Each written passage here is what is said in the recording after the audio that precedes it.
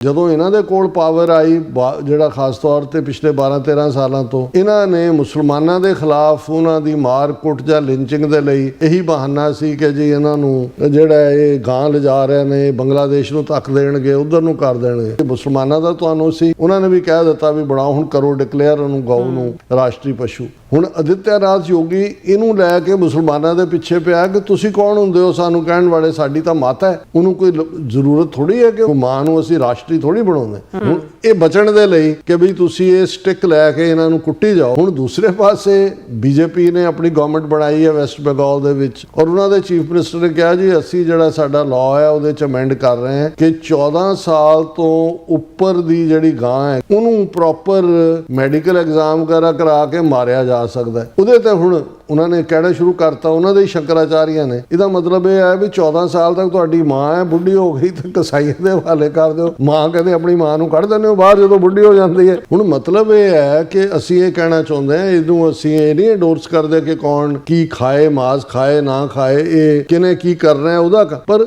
ਜਿਵੇਂ ਸਿਆਸਤ ਦੇ ਵਿੱਚ ਤੁਸੀਂ ਗੰਦੇ ਢੰਗ ਦੇ ਨਾਲ ਇਸ ਸਾਰੇ ਨੂੰ ਲਿਆ ਕੇ ਇੱਕ ਫਿਰਕੇ ਨੂੰ ਟਾਰਗੇਟ ਕਰਦੇ ਹੋ। ਹੁਣ ਉਹ ਫਿਰਕਾ ਕਹਿੰਦਾ ਜੀ ਤੁਸੀਂ ਆਪਣਾ ਇਹਨੂੰ ਬਣਾਓ, ਸੈਕਰਡ ਕਾਊ ਬਣਾਓ। ਉਹ ਦੌੜ ਰਹੇ ਨੇ ਕਿਉਂਕਿ ਜਿਹੜੇ ਸੂਬਿਆਂ ਦੇ ਵਿੱਚ, ਜਿਹੜੇ ਨਾਰਥ ਈਸਟ ਦੇ ਸੂਬੇ ਨੇ ਜਿਨ੍ਹਾਂ ਦੇ ਵਿੱਚ ਅਸਾਮ ਹੈ, ਨਾਗਾਲੈਂਡ ਹੈ, ਅਰੁਣਾਚਲ ਪ੍ਰਦੇਸ਼ ਹੈ, ਮਿਜ਼ੋਰਮ, ਉਹ ਸਾਰੇ ਗਾਂ ਕੇ ਉਹ ਤਾਂ ਕੁੱਤੇ ਵੀ ਖਾਣ ਵਾਲੇ ਨੇ। ਹੁਣ ਉੱਥੇ ਬੀਜੇਪੀ ਦੀ ਹਕੂਮਤ ਹੈ, ਉਹ ਤਾਂ ਵੋਟਾਂ ਨਹੀਂ ਪਾਉਣ